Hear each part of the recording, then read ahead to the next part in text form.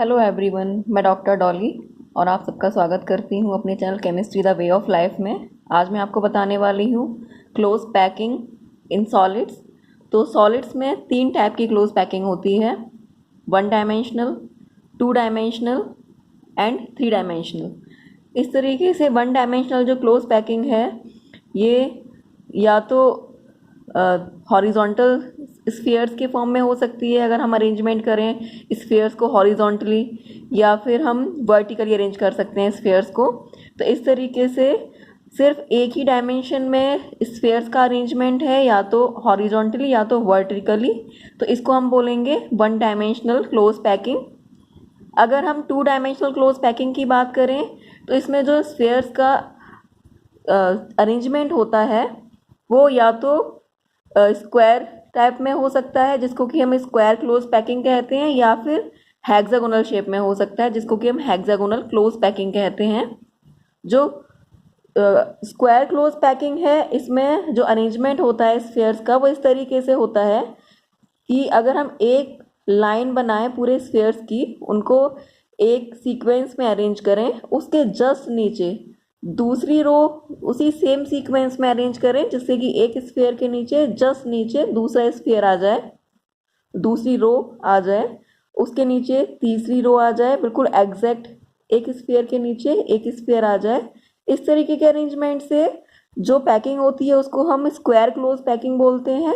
इसमें जो coordination number होता है इस टाइप के क्लोज पैकिंग में वो 4 होता है, जिसको कि हम किस तरीके से कैलकुलेट करते हैं।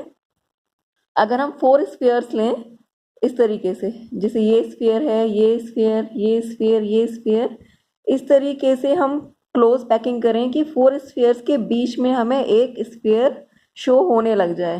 तो इस तरीके से जो पैकिंग कहलाएगी इसको हम स्क्वायर क्लोज पैकिंग कहेंगे, जिसमें कि चारों एजेस एग्जैक्टली इक्वल होंगी। इस तरीके से एक स्क्वायर की शेप बन रही है, इस वजह से इसका कोऑर्डिनेशन नंबर 4 होता है। अगर हम हेक्सागोनल क्लोज पैकिंग की बात करें तो इसमें पहले हम स्फीयर्स की एक रो बनाते हैं, उसके जस्ट नीचे जो दूसरी रो होगी वो एग्जैक्टली दो स्फीयर्स के बीच के स्पेस में नीचे वाली रो का एक स्फीयर यहाँ स्पेस ऑक्यूपाई करेगा, जबकि जो फर्स्ट और थर्ड रो का अरेंजमेंट है वो एग्जैक्टली सेम होगा। इसी तरीके से सेकंड और फोर्थ रो का अरेंजमेंट एग्जैक्टली सेम होगा। तो इस तरीके की क्लोज पैकिंग को हम हेक्सागोनल क्लोज पैकिंग कहते हैं, जिसका कोऑर्डिनेशन नंबर 6 होता है। और एक्चुअली में इसको हम किस तरीके से कैलकुलेट करेंगे, अगर हम 6 स्फीयर्स लें इस तरीके से उनके सेंटर से सेंटर को मिलाएं, जिससे कि 6 स्फीयर्स के बीच में एक स्फीयर हमें पैक दिखाई दे। तो इस तरीके से जो 6 स्फीयर्स हैं ये सेंटर वाले स्फीयर को एग्जैक्टली पैक किए हुए हैं। तो यहाँ क्योंकि 6 स्फीयर्स की सेंटर से सेंटर मिलाने पर हमें इस तरीके की पैकिंग मिलती है, इसीलिए इसको हम हेक्सागोनल क्लोज पैकिंग कहते हैं, और इसी वजह से इसका कोऑर्डिनेशन नंबर 6 होता है। अगर हम 3D पैकिंग की बात करें तो जो 3D पैकिंग है ये दो तरीके से बनाई जा सकती है, या तो हम स्क्वायर क्लोज पैकिंग को यूज़ करके 3D पैकिंग निकाल सकते हैं, या फिर हेक्सागोनल क्लोज पैकिंग को यूज़ करके 3D पैकिंग निकाल सकते हैं। इस तरीके से जो 3D क्लोज पैकिंग है, अगर हम इसको स्क्वायर क्लोज पैकिंग यूज़ करके फाइंड आउट करते हैं तो ये दो तरीके की हो सकती है। एक प्रिमिटिव टाइप, जिसको कि हम simple cubic type close packing भी कहते हैं। इस टाइप की क्लोज पैकिंग में अगर हम एक रो बनाते हैं स्फीयर्स की, उसके जस्ट नीचे दूसरी रो बनाते हैं, इस तरीके से जो दो रो बन रही हैं इन रोज के ऊपर जस्ट ऊपर दो रो और बनाते हैं। तो इस तरीके से जो अगर हम एक रो को ए टाइप की पैकिंग मान लें और दूसरी रो को दूसरे ए टाइप की पैकिंग मान लें, दोनों सेम टाइप हैं, इसके ही जस्ट ऊपर हमने सेम ए टाइप की पैकिंग और की है। तो इस तरीके से अगर हम ऐसे देखेंगे तो एक क्यूबिक यूनिट सेल बनेगी जहां 4 स्फीयर्स ऊपर की तरफ हैं और जस्ट इनके नीचे 4 स्फीयर्स होंगे। तो इस तरीके की जो क्लोज पैकिंग होती है इसको हम बोलते हैं प्रिमिटिव टाइप क्लोज पैकिंग, जो कि स्क्वायर क्लोज पैकिंग के थ्रू हम इसको आइडेंटिफाई करते हैं। इसी तरीके से अगर हम दूसरी क्लोज पैकिंग देखें तो इसमें पॉसिबिलिटी हो सकती है कि हम दो तरीके की रोज बनाएं। इसको हम BCC टाइप क्लोज पैकिंग भी कहते हैं। अगर हमने एक रो बनाई A टाइप की, दूसरी रो बनाई A टाइप की, इस तरीके से हमने दो रो बनाई हैं, लेकिन इसके जस्ट ऊपर वाली जो हम रो बनाएंगे वो A के जस्ट ऊपर ना बनाकर जो इन दोनों रो के बीच का स्पेस होगा उस स्पेस के ऊपर हम स्फीयर्स को लगाते हैं अगर, तो इस तरीके से एक दूसरी टाइप की रो बनेगी ऊपर की तरफ, जिसको कि हम B रो कह सकते हैं। इसी तरीके की एक और रो बनाते हैं अगर, तो इस तरीके की पैकिंग में एक रो A टाइप की होती है, उसके जस्ट ऊपर दूसरी रो B टाइप की होती है। तो इस तरीके की जो क्लोज पैकिंग होती है उसको हम बोलते हैं BCC टाइप क्लोज पैकिंग। तो ये जो सिंपल क्यूबिक और BCC type close packing square close packing को यूज करके बनाई जाती है। नेक्स्ट टाइप है बाय यूजिंग हेक्सागोनल पैकिंग। अगर हम 3D क्लोज पैकिंग को हेक्सागोनल पैकिंग यूज करके बनाते हैं तो वहाँ पर पॉसिबिलिटी होती है कि हम वुड जायड टाइप या फिर HCP 3D टाइप की पैकिंग करें, जिसमें कि AB अरेंजमेंट होता है, या फिर हम CCP या फिर FCC टाइप की पैकिंग कर सकते हैं, जिसमें कि ABC टाइप का अरेंजमेंट होता है।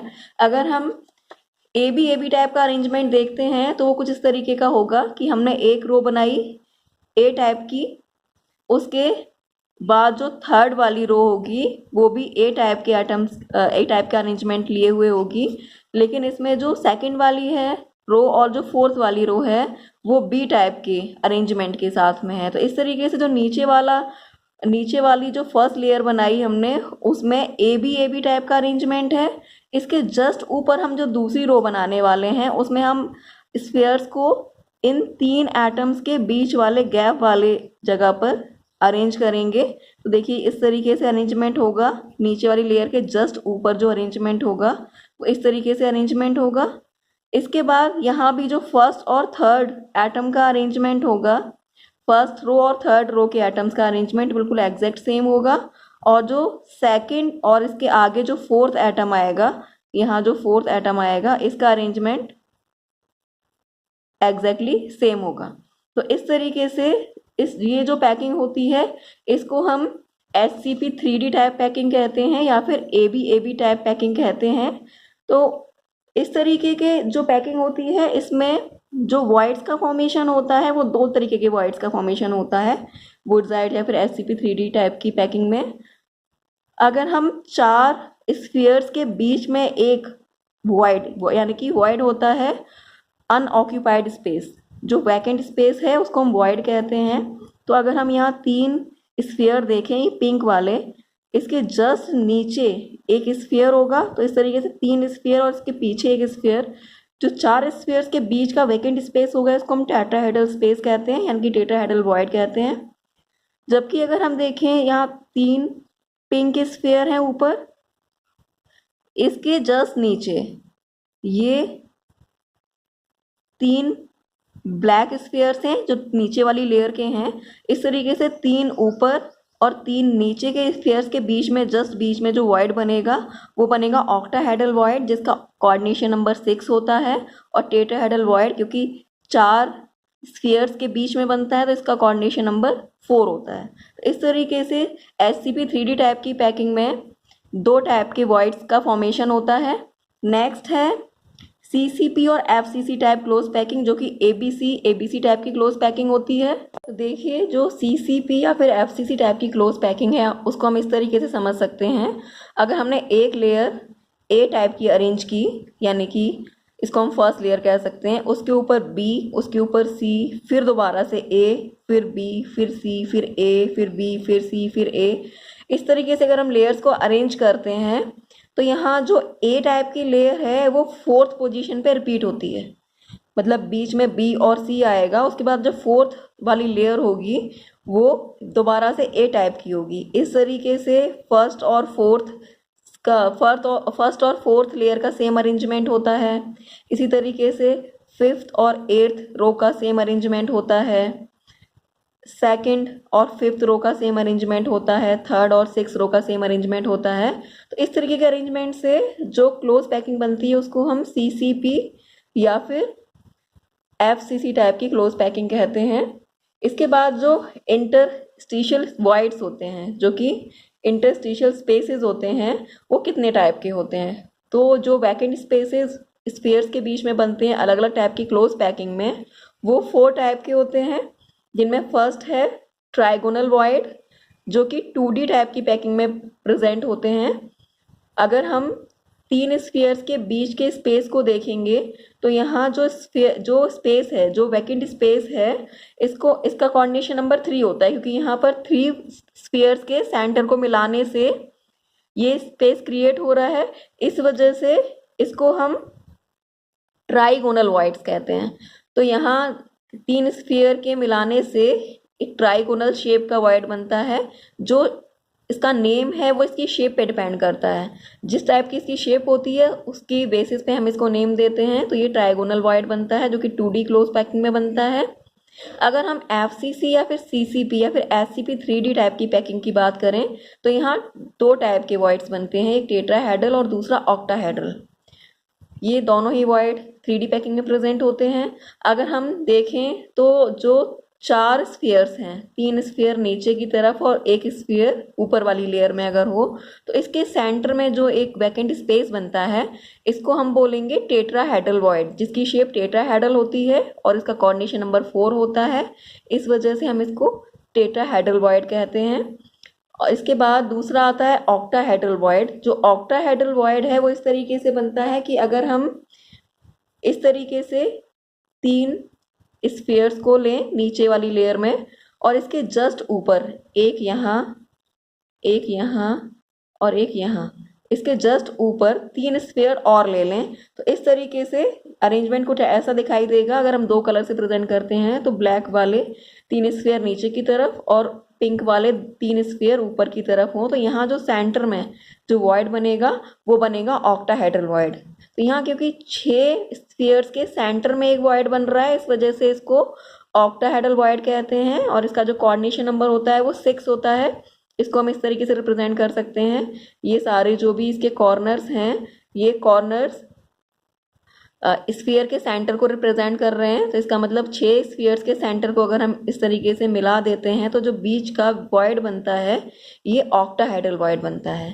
इसके बाद नेक्स्ट वॉइड है क्यूबिक वॉइड, जो कि simple cubic primitive unit cell के अंदर बनता है। इसमें अगर हम 4 स्फीयर्स को नीचे की तरफ अरेंज करें, उसके बाद जस्ट उनके ऊपर 4 स्फीयर्स अरेंज करें, तो इस तरीके से जो सेंटर में वॉइड मिलेगा, जो सेंटर में वैकेंट स्पेस होगा, वो 8 स्फीयर से सराउंडेड रहेगा।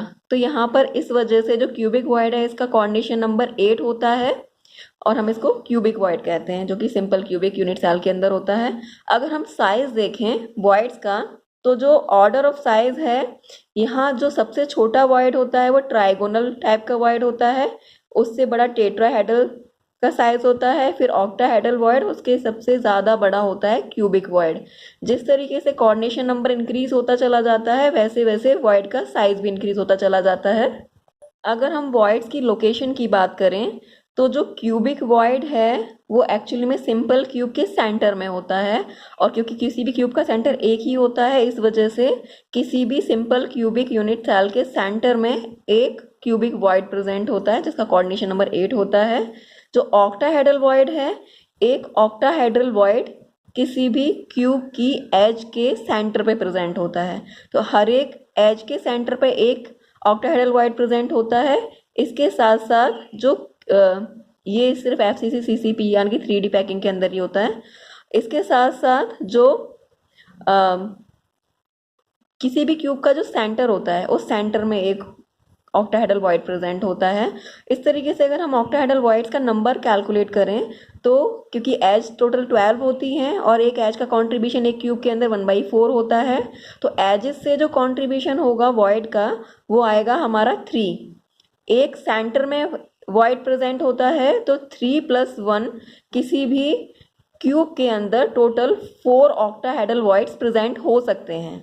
इसके बाद अगर हम टेट्राहेड्रल वॉइड के बारे में बात करें तो जो टेट्राहेड्रल वॉइड हैं वो ईच बॉडी डायगोनल पर 2 टेट्राहेड्रल वॉइड प्रेजेंट होते हैं। और इस तरीके से क्योंकि एक क्यूब के अंदर 4 बॉडी डायगोनल्स होते हैं और ईच बॉडी डायगोनल पर 2 टेट्राहेड्रल वॉइड्स प्रेजेंट होते हैं, तो total number of tetrahedral voids हो जाता है 4 × 2 यानी कि 8। इस तरीके से 8 टेट्राहेड्रल वॉइड किसी भी क्यूब में प्रेजेंट हो सकते हैं और 4 ऑक्टाहेड्रल वॉइड्स प्रेजेंट हो सकते हैं। हमेशा टेट्राहेड्रल वॉइड्स का नंबर ऑक्टाहेड्रल वॉइड से डबल होता है। अगर हम इनके लिए इस तरीके से हम इनको समझ सकते हैं कि ये हमारा एटम है किसी भी कॉर्नर पे और ये हमारा बॉडी डायगोनल शो हो रहा है। तो बॉडी डायगोनल, हर एक बॉडी डायगोनल पर 2 टेट्राहेड्रल वॉइड्स होते हैं। तो ये जो ग्रीन कलर के स्फीयर्स हैं ये टेट्राहेड्रल वॉइड्स की पोजीशन दिखा रहे हैं और इनके सेंटर में जो एक पिंक कलर का स्फीयर है ये ऑक्टाहेड्रल वॉइड की पोजीशन दिखा रहा है। इस तरीके से अगर हम देखें तो जो कॉर्नर वाले एटम की रेडियस होगी उसको अगर हम R1 मान लें और जो टेट्राहेड्रल वॉइड है इसकी रेडियस को अगर हम R2 मान लें तो जो टोटल इसकी जो डिस्टेंस आएगी, क्योंकि एक बॉडी डायगोनल की टोटल डिस्टेंस √3a होती है तो यहाँ इसका हाफ हो जाएगा √3a/2।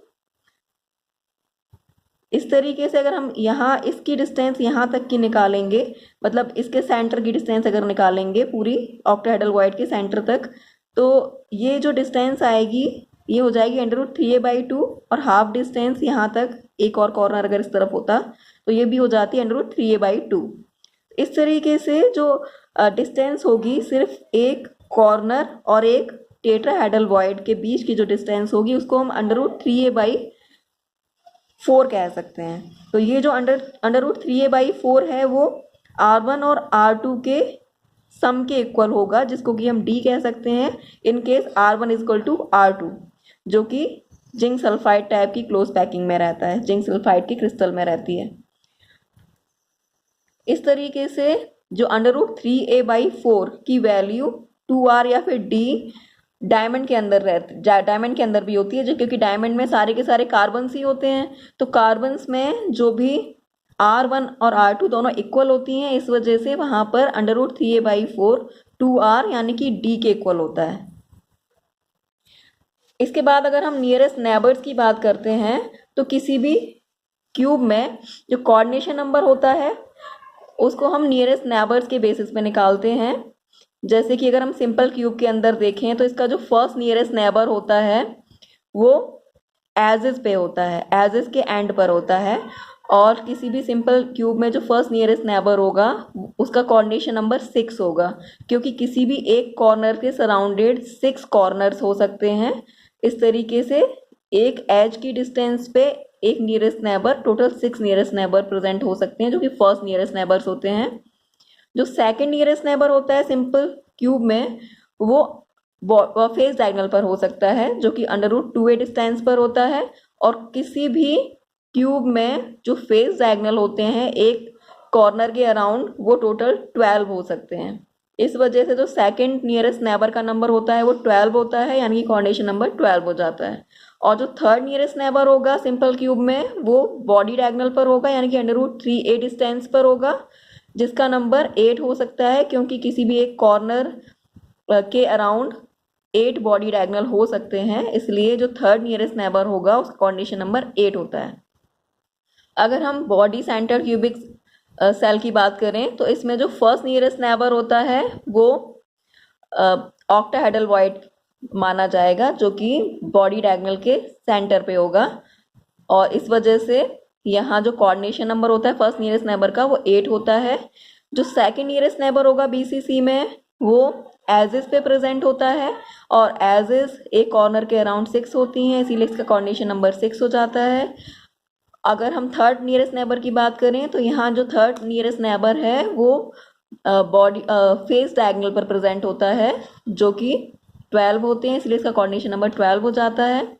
अगर हम FCC टाइप के क्यूब की बात करें यूनिट सेल की तो यहाँ पर जो फर्स्ट नियरेस्ट नेबर होता है ये फेस डायगोनल के सेंटर पे होता है, क्योंकि हर फेस के सेंटर में भी एक एटम प्रेजेंट होता है FCC में, इसीलिए first nearest neighbour face diagonal पर प्रेजेंट होगा, फेस डायगोनल के सेंटर में, यानी कि हाफ डिस्टेंस पर फेस डायगोनल की, यानी कि √2a/2 पर, इसीलिए इसका कोऑर्डिनेशन नंबर 12 होता है। अगर सेकंड नियरेस्ट नेबर की बात करें तो इसका कोऑर्डिनेशन नंबर 6 होगा, जो कि एजेस पे प्रेजेंट होगा, एक कॉर्नर के अराउंड 6 एजेस होती हैं।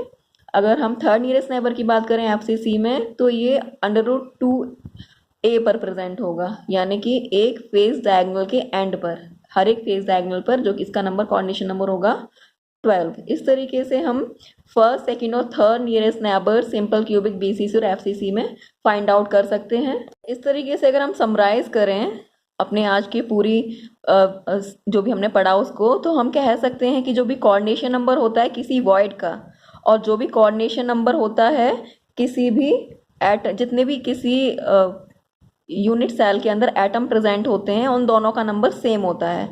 जैसे कि हम कह सकते हैं एफसीसी और सीसीपी में जो number of atom per unit cell होता है वो 4 होता है, और जो number of octahedral voids per unit cell होते हैं एफसीसी या सीसीपी में, उनका नंबर भी 4 होता है। इस तरीके से number of atoms per unit cell और नंबर ऑफ ऑक्टाहेड्रल वॉइड किसी भी यूनिट सेल के अंदर सेम होते हैं, लेकिन number of tetrahedral voids per unit cell हमेशा डबल होता है। यानी कि अगर ये दोनों 4 हैं तो जो टेट्राहेड्रल वॉइड्स का नंबर है वो 8 होगा। इस तरीके से हम कैलकुलेट कर सकते हैं। अगर हमें कहीं पे भी एग्जांपल गिवन है कि वहाँ पर number of atoms per unit cell 100 हैं, तो वहाँ पर ऑक्टाहेड्रल वॉइड्स का नंबर भी 100 ही होगा, लेकिन टेट्राहेड्रल वॉइड्स का नंबर 200 होगा। अगर number of atoms per unit cell 10 है, तो वहाँ ऑक्टाहेड्रल वॉइड्स भी 10 होंगे, लेकिन टेट्राहेड्रल वॉइड 20 होंगे। अगर number of items per unit cell 500 हैं, तो ऑक्टाहेड्रल वॉइड्स का नंबर भी 500 होगा, लेकिन टेट्राहेड्रल वॉइड्स का नंबर 1000 होगा। तो इस तरीके से हम समराइज कर सकते हैं आज की स्टडी को कि किस तरीके से नंबर ऑफ एटम्स और number of octahedral and tetrahedral voids per unit cell हम फाइंड आउट कर सकते हैं अगर हमें कोई भी एक चीज़ गिवन है तो होप ये वीडियो पसंद आया होगा आपको, और आपको ये जो भी चीज़ें मैंने आज बताई हैं वॉइड्स के बारे में और क्लोज पैकिंग के बारे में, वो सब आपको क्लियर हो गया होगा। तो इस तरीके से आज का वीडियो यहीं तक, वरना बहुत लेंथी हो जाएगा। नेक्स्ट वीडियो में हम सॉलिड स्टेट की एक नई जानकारी के बारे में लेकर आपके सामने प्रस्तुत होंगे। तो तब तक के लिए अगर आपको ये पसंद आए हो वीडियो, तो इसको लाइक शेयर ज़रूर कर दें और चैनल को सब्सक्राइब कर दें, ताकि आपको न्यू इन्फॉर्मेशन मिलती रहे केमिस्ट्री से रिलेटेड। और तब तक के लिए थैंक यू।